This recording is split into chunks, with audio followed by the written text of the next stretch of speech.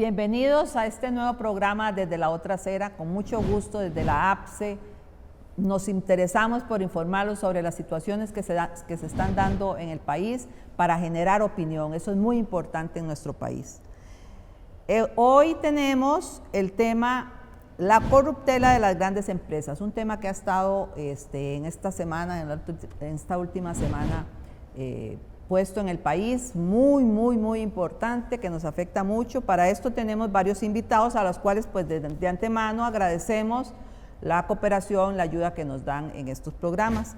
Tenemos a Mauricio Álvarez de la Federación Costarricense para la Conservación del Ambiente, FECON, a don Roy Barrantes, él es de la NAME, de la Universidad de Costa Rica, y a don Javier Córdoba, que es periodista del semanario Universidad.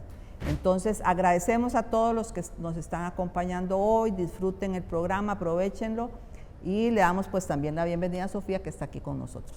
Buenas noches, doña Saray, y a la gente que nos acompaña desde sus casas. Efectivamente, durante los últimos días, el escándalo conocido como Cochinilla, en donde se vieron involucradas varias constructoras, en particular MECO y H. Solís, en diversos casos de supuestas dádivas, corrupción, nombramientos familiares y hasta la compra de chorizo y alimentos, pues ha reflejado el fracaso del modelo de concesión y licitación de obra pública. Hoy vamos a cuestionarnos los resultados de este modelo y también intentar dilucidar un poquito qué pasó en este escándalo.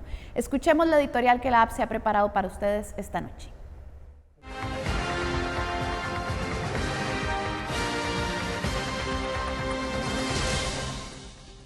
Lo que era un secreto a voces se destapó como una olla de presión. Hace solo una semana, el OIJ realizó un megaoperativo que allanó Casa Presidencial, las oficinas del CONAVI y las oficinas de las empresas más grandes de construcción del país.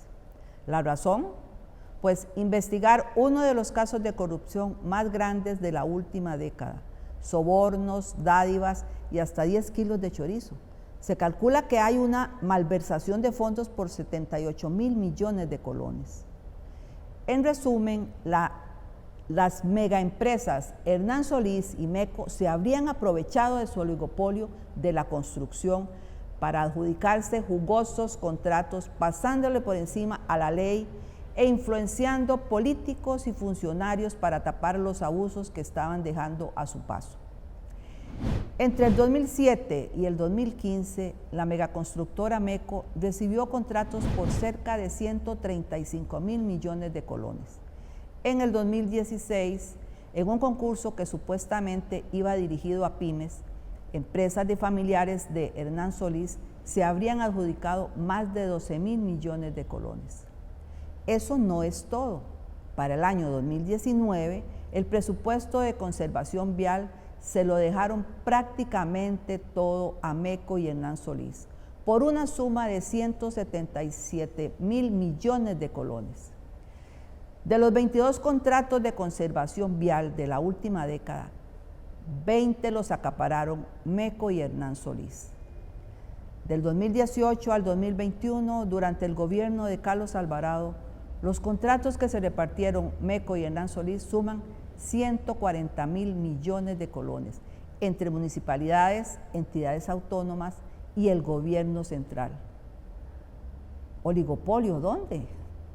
Al parecer, cuando son megacorporaciones y multimillonarios, recibir y lucrar con fondos públicos no es el más visto, pero Dios guarde otro bono proteger o una renta mínima vital. Ahí son las personas pobres aprovechándose del Estado, ¿verdad? No solo la adjudicación de todos estos contratos se habría dado de forma irregular, sino que también los carteles de licitación estaban hechos a la medida de esas empresas para evitar que cualquier otra intentara entrar al concurso.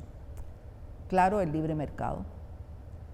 Es tanto el descaro de las megacorporaciones Hernán Solís y MECO, que según el OIJ le habrían ofrecido 500 millones de colones a la constructora Grupo Orosí para que no participara en un concurso público y ellos pudieran dejarse todo el pastel. Son estos casos de corrupción y malversación de fondos lo que significan las alianzas público-privadas. Antes el MOB tenía la capacidad de hacer obra pública, pero eso cambió de la mano de Rodolfo Méndez Mata y José María Figueres, cuando en los 90 impulsaron la ley de concesiones y la creación de CONAVI. La corrupción debe cortarse de raíz, desde su origen. Es claro que el CONAVI, los órganos contralores y la ley de concesiones deben revisarse y modificarse para evitar que las empresas más grandes del país sigan chupando recursos de las arcas públicas a costa del pueblo.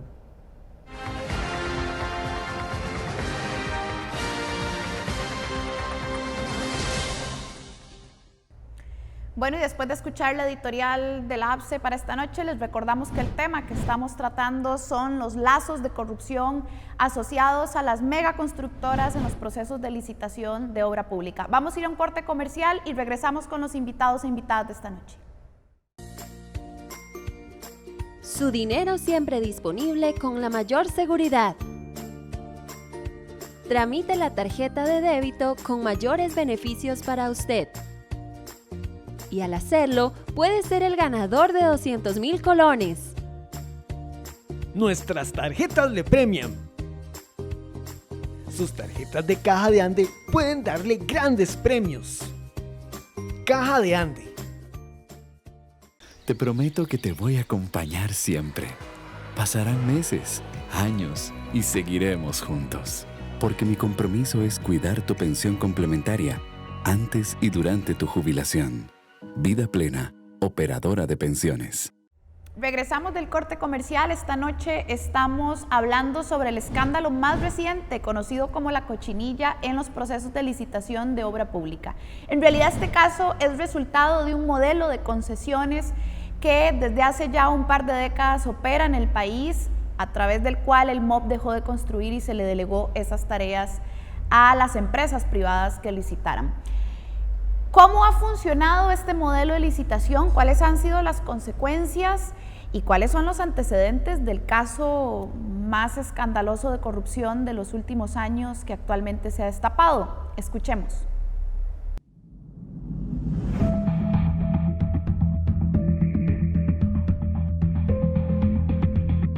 El escándalo más reciente sobre los supuestos actos de corrupción entre la empresa H. Solís, MECO y CONAVI refleja las enormes deficiencias que parecen regir en la licitación de obra pública en el país.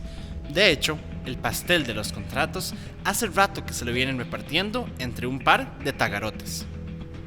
Los estudios del ANAME y la información que se tenía del Consejo Nacional de Vialidad sobre los contratos de conservación dejan claro que el pastel de las 22 zonas de conservación vial que tiene el país, en las que se dividió los contratos millonarios para mantener nuestras carreteras en buen estado, con el paso de los años se fueron repartiendo cada vez entre menos actores, ¿verdad? Y el punto clave ahí es la licitación de los contratos del 2014, en la que hay un evidente cambio, ¿verdad? Ya pasamos de tener 5 empresas que se repartían ese mapa vial del país. Hernán Solís tenía 13 de esas zonas de conservación, MECO tenía solo 6, teníamos por ahí la empresa Quebradores del Sur, en la zona sur, Grupo Orosi, Conanza, y en ese año, con esa licitación, se da un cambio en el que simplemente MECO y Hernán Solís se reparten prácticamente a la mitad esos contratos, con la excepción de Quebradores del Sur, que se quedó con un par de zonas en la zona sur. Nada de esto es casualidad. Estas redes de corrupción son el resultado del modelo neoliberal que impulsó el desmantelamiento del MOB, fomentó la entrega de contratos a empresas privadas y promovió la desregulación de permisos y controles, lo que usualmente terminó en denuncias muy costosas. Ahí hay un primer nivel y uno de los casos que más sonó fue el Tajo de Asunción. Acordémonos que este tajo se construyó en las partes altas de las fuentes de agua de la ciudad de Limón. Y bueno, tanto los diputados en aquel momento del Frente Amplio como habitantes de la zona junto con la federación, en ese momento nos dimos a la tarea de denunciar los peligros que implicaba la construcción de ese tajo, que iba a proveer de piedra a todo lo que era, digamos, una piedra que era base para la construcción de lo que es la isla artificial de APM Terminal. Entonces ahí se dio una primera denuncia y y eso creo que todavía continúa en lo penal, ¿verdad? Todavía, como son casos muy largos y muy costosos. Otro caso que recuerdo bien es el caso de la cementera en Alajuela, que es un antecedente importante para los que están haciendo investigación en este momento de cruces, digamos, de MECO. Y es que el actual escándalo de la cochinilla nos permite observar la profundidad y descaro de las redes de poder que estos consorcios privados han promovido con tal de obtener los contratos. El expediente del caso Cochinilla lo que nos muestra es cómo las dos principales figuras de estas dos grandes empresas que se han convertido en los últimos años básicamente en las empresas constructoras más grandes del país, ¿verdad? MECO y Hernán Solís, operaban de tal forma que tenían cooptados a ciertos funcionarios clave dentro de la administración tanto del CONAVI como del MOP para lograr beneficios como por ejemplo que se les pagaran facturas más rápido, que se priorizaran los pagos hacia ellos, e incluso redes que llegan a pagar a técnicos, ¿verdad? A laboratorios con tal de falsear informes, ¿verdad? Para contradecir el trabajo tan excelente que siempre ha hecho el Laboratorio Nacional de Materiales y Modelos Estructurales de la UCR, ¿verdad? La NAME. ¿Verdad? Esta gente incluso llega a pagar para que con datos falsos tratar de contradecir lo que dice la NAME y evitarse multas por haber colocado asfalto de mala calidad en una de las obras, ¿verdad? En eso yo creo que es importantísimo resaltar el papel de la NAME como órgano técnico serio, vigilante, que hasta el momento, y esperemos que no suceda, no se ha dejado corromper. Al final, el escándalo de la cochinilla nos demuestra que el modelo de concesión de obra pública ha sido un rotundo fracaso. Desmantelaron el MOP para darle el negocio a la empresa privada y ahora este es el resultado que tenemos.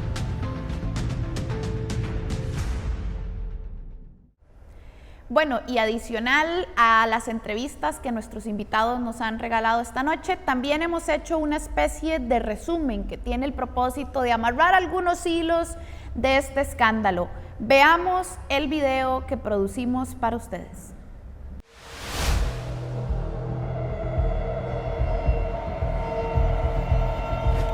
El escándalo de la cochinilla refleja el fracaso del modelo de concesión de obra pública. Durante muchos años el MOP construyó por sí mismo las carreteras y puentes de Costa Rica. Sin embargo, como parte del modelo neoliberal, se impulsó el desmantelamiento del MOP y con ello la apertura a las concesiones de obra pública.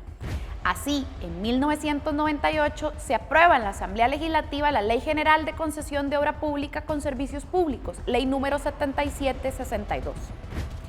El cuento de aquel momento era que había que hacer más eficiente la construcción de carreteras y puentes porque el MOP no daba abasto y que licitar a empresas privadas permitiría conseguir obra más barata en mejor tiempo y de mejor calidad. Pero después de casi 20 años de modelo concesiones, quedan muy claros sus resultados. De acuerdo con el informe de la NAME de la Universidad de Costa Rica, en la última década en los contratos se ha detectado el uso ineficiente de 37.613 millones de colones que se invirtieron en carreteras que quedaron peor de lo que estaban. De ahí, ¿no es que siempre era más eficiente la empresa privada que el MOP? Más aún, esos contratos han terminado acaparados en unas poquísimas empresas. Para el 2013, la empresa H. Solís tenía a su cargo 13 de las 22 zonas de conservación en contratación y MECO tenía 6. Es decir, entre estas dos empresas, actualmente investigadas por los supuestos delitos vinculados a corrupción, acapararon el 86% de los contratos. Así que pasamos de un monopolio público en manos del MOP a un duopolio privado que se vale de dádivas para recibir contratos con el dinero de nuestros impuestos. No que los procesos de licitación eran para promover la competencia y la eficacia. Y como si fuera poco, este caso ha evidenciado que las redes de corrupción alcanzan a los más altos niveles jerárquicos. Por cierto, muchos de ellos han sido promotores del modelo de concesión de obra pública, en donde las redes de poder pasan por la supuesta entrega de dádivas y la contratación de familiares, con tentáculos hasta en los órganos contralores y, por supuesto, con el apoyo político de los impulsores del libre mercado de la apertura de los servicios públicos, del desmantelamiento de las instituciones y del modelo neoliberal que nos ha conducido a un caso de corrupción más. El asunto es que después de 2 décadas del modelo de concesión de obra pública, hemos pagado sobreprecios, no hay competencia, nuestras carreteras dejan mucho que desear y la corrupción parece estar desatada, todo en favor de un par de megaempresas privadas que reciben nuestros impuestos.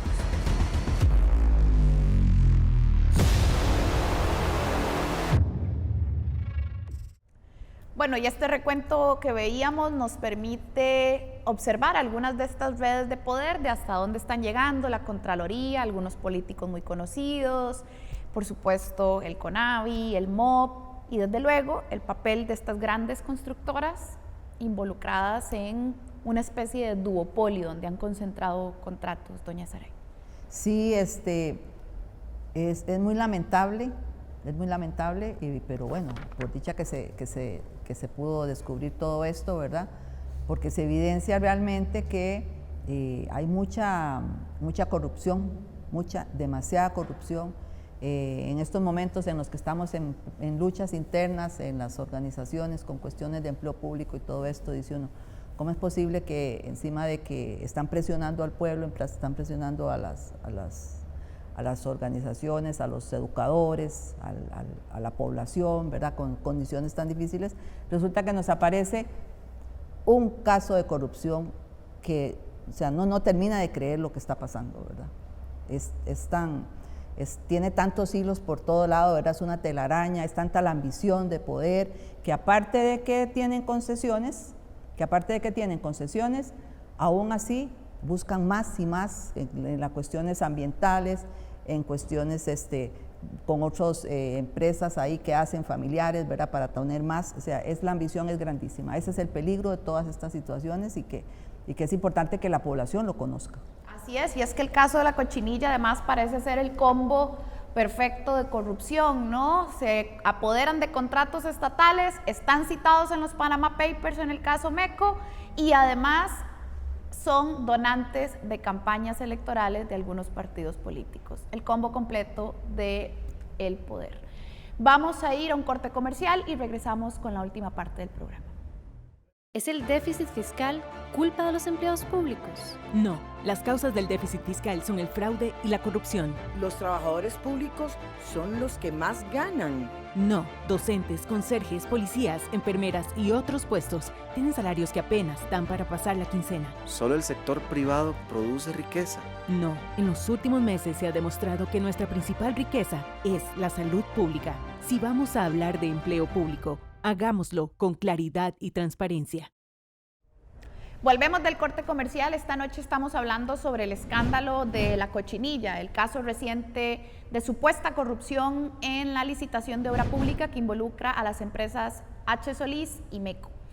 Para esta última parte del programa nos acompaña el coordinador de la Unidad de Gestión y Evaluación de la Red Nacional de la NAME de la Universidad de Costa Rica, don Roy Barrantes, a quien hemos decidido invitarle y él, pues, con todo el placer del mundo también nos ha dado estos minutitos para comentarnos sobre el informe que la NAME produjo 2019, en donde hacía una evaluación de la red vial nacional y una serie de recomendaciones que lamentablemente insisten en ignorarse en nuestro país.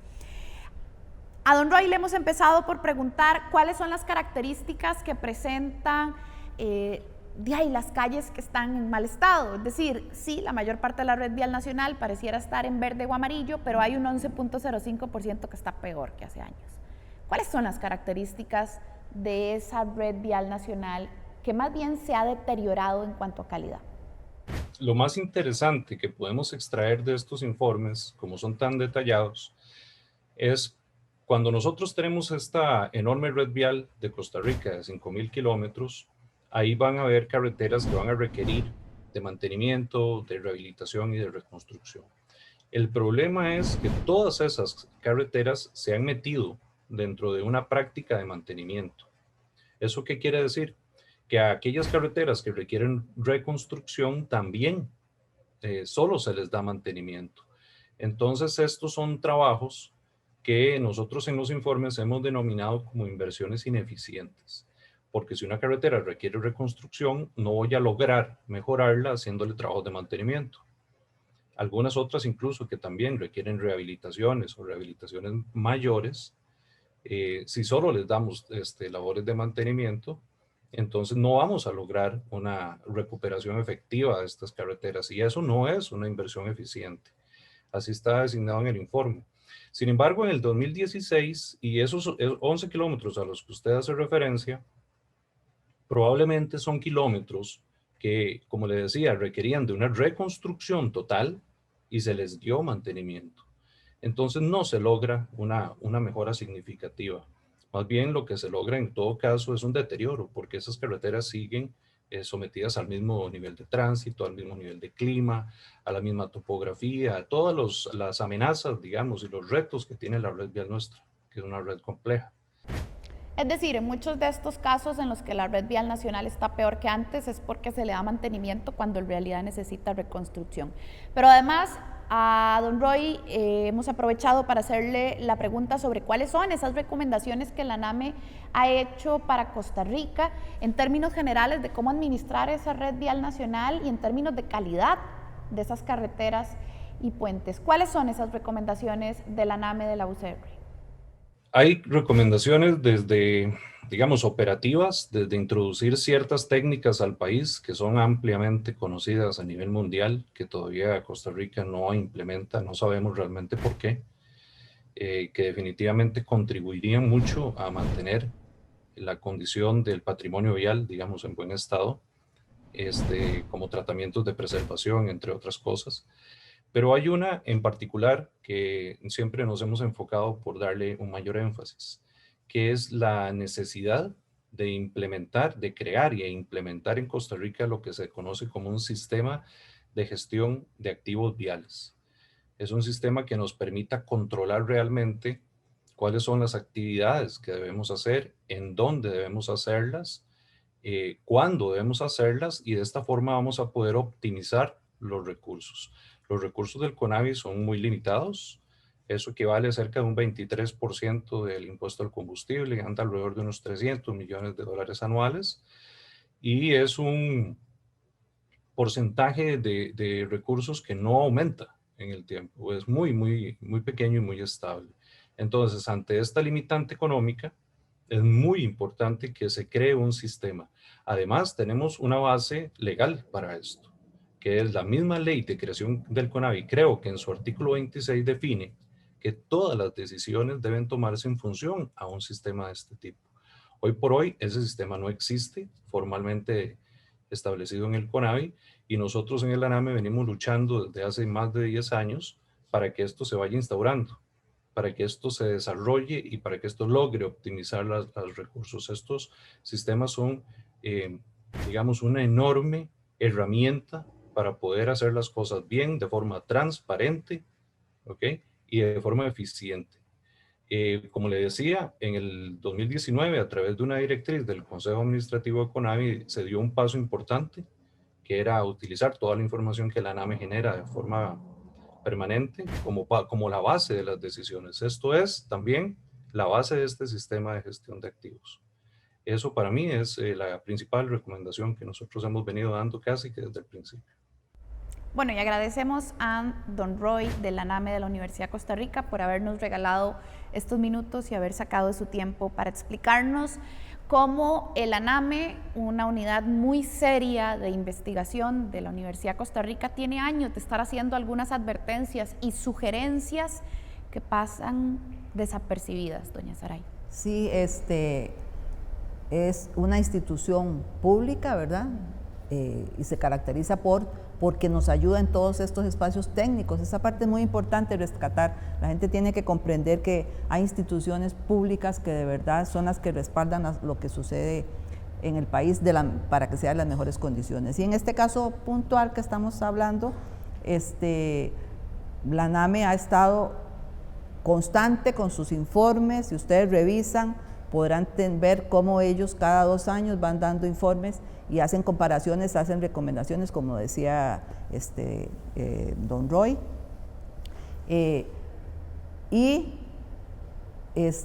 O sea, todo esto evidencia, o sea, yo todavía no caigo en razón de la situación tan grave.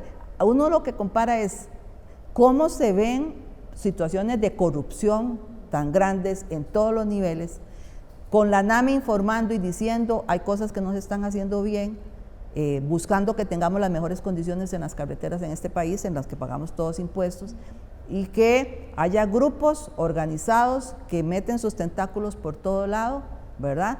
Y se aprovechan, inclusive poniendo en peligro a la población, ¿verdad? Claro. Con estas situaciones que se están dando. Entonces, esa parte pues sí hay que rescatarla, digamos, es que abramos los ojos y que veamos cómo sí siguen los casos de corrupción. Y lo peor es que no pasa nada. Tuvimos el cementazo, no pasó nada y ahora tenemos este caso. Vamos a ver en qué queda. Vamos a ver en qué queda y esperemos que de verdad se tomen cartas en el asunto, porque la concesión se vendió como un tema excepcional para este país y vea lo que está sucediendo. Así es. Bueno, y yo añadiría 2 comentarios finales tomando esto último que dice doña Saray. El primer comentario es que este es el resultado de un modelo de concesión de licitación de obra pública que empezó desmantelando el MOB, convenciéndonos de que el MOB no servía para nada, lo fueron desmantelando, se volvió incapaz de construir por su cuenta, cuando antes construía los puentes y carreteras, ya no sabe, no puede, no lo logra, no tiene recursos, y entonces tienen que ir a dárselo a empresas privadas. Al final terminamos pagando sobreprecios por carreteras en mal estado, que al final tiene que ir a arreglar el MOB, y además mediante procesos cada vez más concentrados en 1 o 2 empresas. El resultado final no es eficiencia. ¿De cómo era la cosa? No es que era abriendo el mercado a la empresa privada si iba a ser más eficiente la construcción. Bueno, parece que no. Aquí dejamos el programa esta noche. Les invitamos a nuestro próximo episodio la otra semana. No deje de vernos y acompañarnos. Muchas gracias y buenas noches. Muchas gracias y buenas noches a todos y los esperamos en el próximo programa.